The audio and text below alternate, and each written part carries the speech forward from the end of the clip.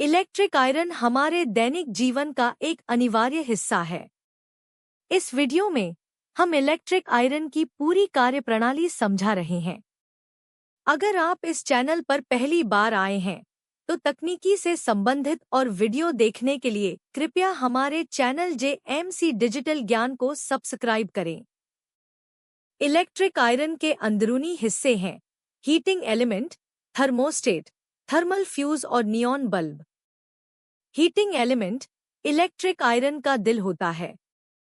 Heating element coil आमतौर पर nichrome पदार्थ से बने होते हैं। इसका प्रतिरोध उच्च होता है और यह उच्च तापमान को सहन कर सकता है। अगर आप कॉइल से सीधे AC सप्लाई जोड़ते हैं तो यह गर्म होने लगेगा। इस कॉइल को मेटल केस से अलग रखने के लिए मैग्नीशियम ऑक्साइड पाउडर का इस्तेमाल किया जाता है। जब हीटिंग एलिमेंट कॉइल से लगातार करंट प्रवाहित होता है तो कॉइल का तापमान अनियंत्रित हो जाता है। थर्मोस्टेट का महत्व इस प्रकार है। थर्मोस्टेट का उपयोग बेस प्लेट के तापमान को समझने और हीटिंग एलिमेंट कॉइल में करंट के प्रवाह को बंद करने के लिए किया जाता है। थर्मोस्टेट में input terminal, output terminal, contact spring और एक बाइमेटेलिक स्ट्रिप होती है। बाइमेटेलिक स्ट्रिप में अलग अलग आकार की 2 पट्टियां होती हैं। धातुएं जो गर्म होने पर अलग अलग दरों पर फैलती हैं।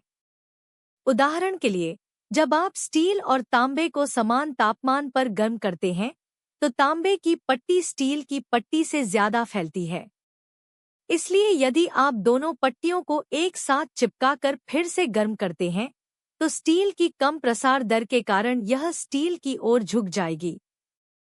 इस प्रकार की पट्टी को द्विधात्विक पट्टी कहा जाता है और इसका उपयोग इलेक्ट्रिक आयरन के तापमान को मापने के लिए किया जाता है। जब बेस प्लेट का तापमान बढ़ता है तो द्विधात्विक पट्टी मुड़ जाती है और संपर्क स्प्रिंग को ऊपर की ओर धकेलती है। इस दबाव बल और स्प्रिंग तनाव के कारण संपर्क बिंदु अलग हो जाते हैं और धारा प्रवाह रुक जाता है।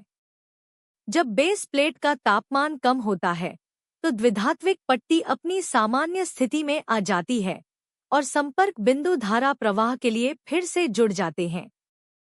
फेज लाइन थर्मोस्टेट के इनपुट टर्मिनल से और न्यूट्रल लाइन हीटिंग एलिमेंट के पहले टर्मिनल से जुड़ी होती है।